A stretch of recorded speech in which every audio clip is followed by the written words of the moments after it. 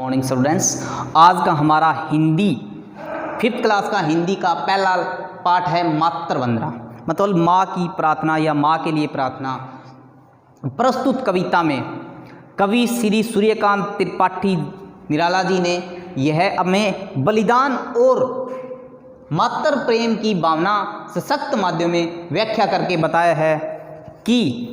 मातृभूमि के लिए या अपनी माँ के लिए हम क्या क्या बलिदान कर सकते हैं, क्या क्या कर सकते हैं। नर जीवन में के स्वार्थ सकल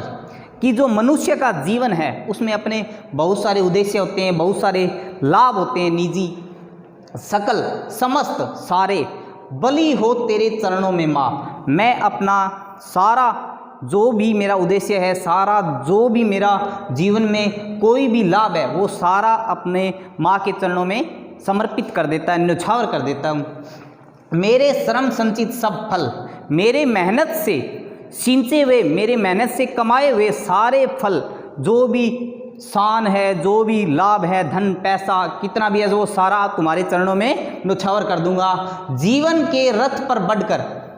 जो मृत्यु काल में मृत्यु लोक में जीवन जी रहा हूँ, उस पे चलकर सदा मृत्यु पथ पर बढ़कर, हमेशा मृत्यु के पथ पर बढ़कर महाकाल के खरतर सर सह, जो अनंत काल हैं, महाकाल हैं, उनके तेज हथियारों को सह कर मुझे तू कर दृढ़तर, और मुझे तू ऐसा हिम्मतशाली, दृढ़शाली और हिम्मत वाला कर दो कि जागे मेरे